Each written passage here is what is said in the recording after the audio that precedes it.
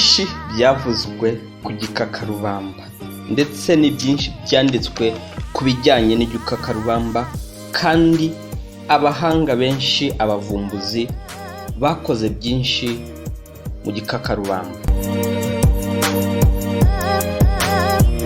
Reka rero ngusabe ukurikirane iki kiganiro maze usobanukirwe ubwiza ndetse n'akamaro k'igikakarubamba. Igikakarubamba rero burya gikize kuri vitamine C ndetse na vitamine E, kandi gifite ama enzymes agera ku 8, ndetse igikakarubamba gifite vitamine B12.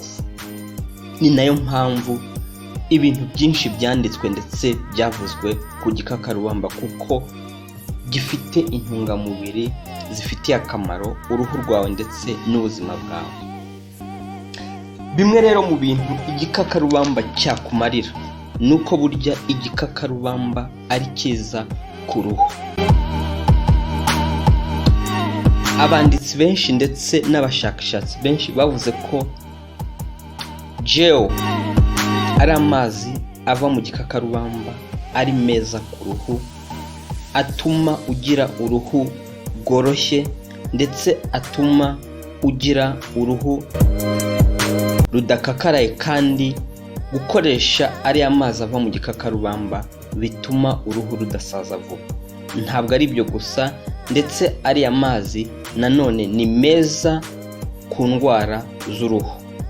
Ikindi nuko kunywa ari amazi ava mu gikakarubamba cyangwa se iriya gel iva mu gikakarubamba zagufasha mu kugabanya ibiro mu gihe ufite ibiro byinshi ukaba utabyishimiye. Ushobora kujya ukuraho ari amahwa maze igikakarubamba ukagisatura, wamara kugisatura ugakuramo ari amazi aba ari imbere, maze ugashyira mu gikombe, nta ngaruka bizagutera. Ikindi nuko nanone iriya gel y'igikakarubamba nanone kuyinywa bizagufasha kugabanya ibinure umubiri udakeneye. Ntabwo ari byo gusa, nanone ariya mazi ava mu gikakarubamba kikiri fresh nuko azagufasha kugabanya isukari ibiri mu mubiri wawe mu gihe yabaye nyinshi. Bare ko igikakarubamba gikomeye, ni nayo mpamvu abantu benshi bakivuga byinshi ariko bikaba byose ari byiza. Natwe rero ntabwo kikwa ku kintu nk'iki gifite akamaro.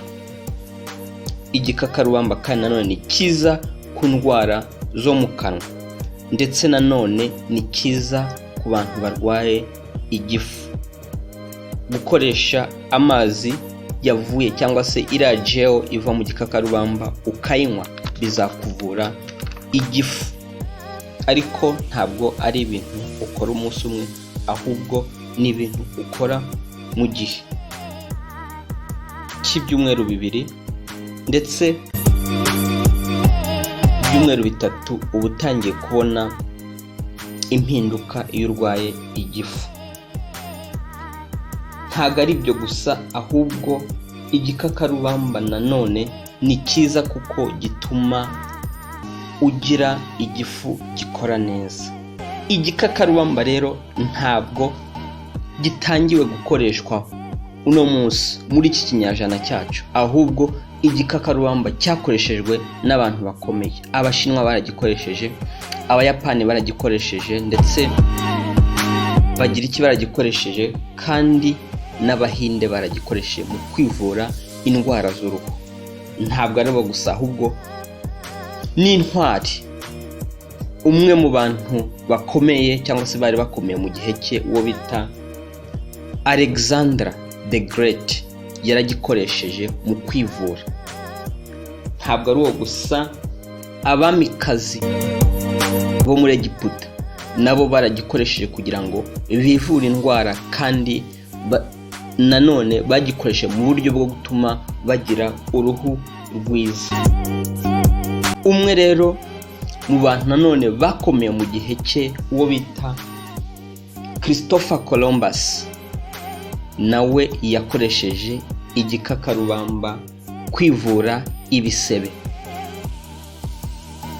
Murumva rero ko igikakarubamba atari ubu gitangiwe gukoreshwa, ahubwo cyakoreshejwe kera mu bijyanye n'ubuvuzi ndetse mu bijyanye n'uburyo bwo kwirinda indwara.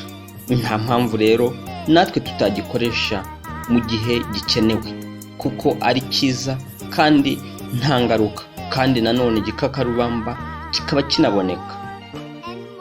Iyi rero ni Mega Mind Life TV. Iki kikaba ari ikiganiro cy'ubuzima mukaba mukizwaho n'inshuti yanyu ndetse kandi umuvandimwe wanyu ubifuriza kugira amagara meza n'ubuzima bwiza, John Nyandwi. Naho ubutaha ubwo tuzaba nanone tureba ku kindi kintu gifitiye akamaro ubuzima bwacu. Shalom shalom.